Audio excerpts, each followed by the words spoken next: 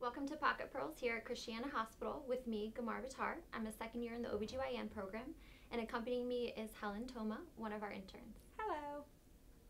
Today we're talking about the management of the second stage of labor. Recently there was an article that was published detailing different practice patterns and which may be better in managing the second stage of labor.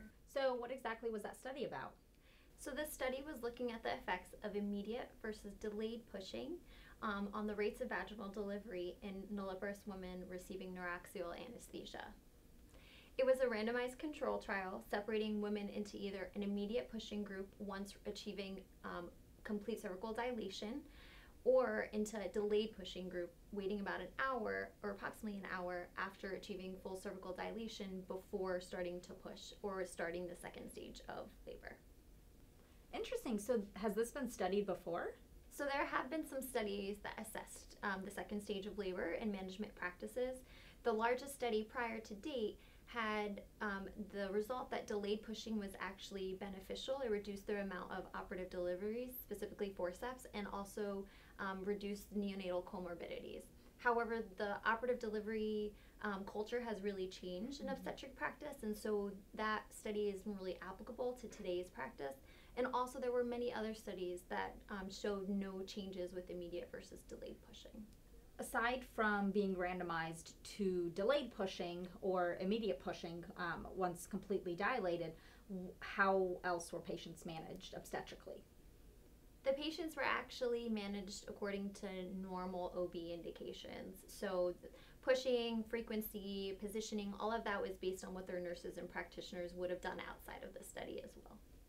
As an intern on the labor floor, what do you see as the most common practice pattern in terms of the second stage of labor?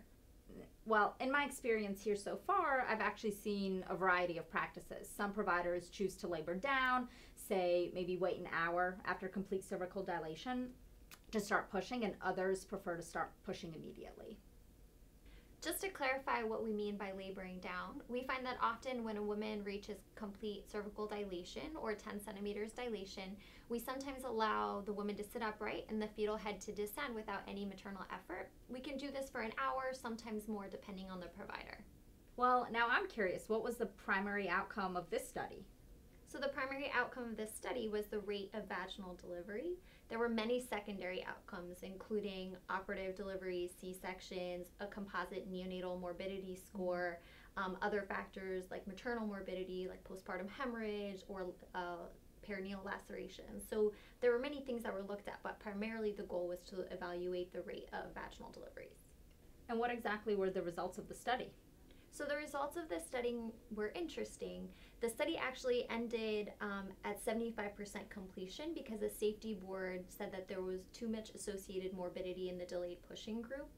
At this stage, when it ended, they found that there was no difference in the rates of vaginal delivery between the immediate pushing group and the delayed pushing group. What about the other outcomes of the study? Were there any changes in the neonatal morbidity or maternal morbidity? Actually, there were some statistically significant differences between the group. The immediate pushing group had a shorter duration of the second stage overall by about 30 minutes. However, they pushed for 9 minutes longer, or maybe 4 contractions, depending on a contraction pattern. They also found that the immediate pushing group had a lower rate of chorioamnionitis diagnosed in the second stage of labor, but more perineal lacerations, especially third degrees, and the delayed pushing group had more of a chance of having a postpartum hemorrhage. There was no changes in the neonatal morbidity between the groups. You said that the women in the immediate pushing group had a shorter second stage of labor by about 30 minutes. Was there any difference in terms of patient satisfaction? Was one group happier than the other? That's a great question. I often think we don't incorporate patients into their plan as often as we should. Patients in this study were equally satisfied in both groups in terms of what their labor was like and how much control they had over the situation. What were the limitations of this study, and how does this actually affect what we do in practice? There were some limitations to this study. The study was stopped early by the safety board, and it makes you wonder if it's underpowered to detect or not detect a difference in the rate of vaginal delivery. I think in the way that it affects us, we need to be really cautious to maximize the potential for the second stage of labor. So changing the first stage of labor to be able to aid the patient in achieving successful vaginal delivery, whether that's positioning with a peanut ball, optimizing the epidural, or giving a bolus, not giving a bolus, depends on each patient, and then really customizing it to the situation at hand before you even get to the second stage of labor. Now, if someone were to ask me what exactly this study was about, what could I tell them in one sentence? In one sentence, the take-home point is that this was the largest study to evaluate the effect of immediate versus delayed pushing in the second stage of labor, and based on a conditional power analysis, they found that there's no difference in the vaginal delivery rates between the two groups.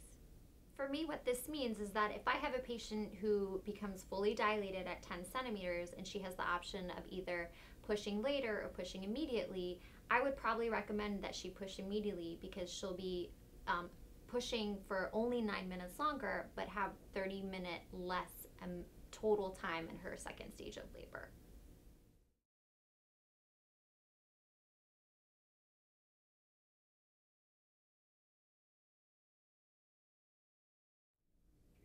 Go. What were...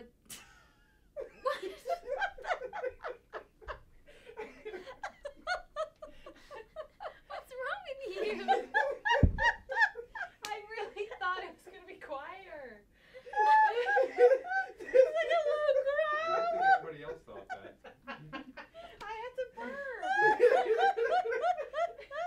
It was a mistake for us to come in here. Okay, go. We're almost done. All right. We're so close. What are we So doing? close. Shh. They were making steady progress. Until we were derailed. All right, ready? Okay.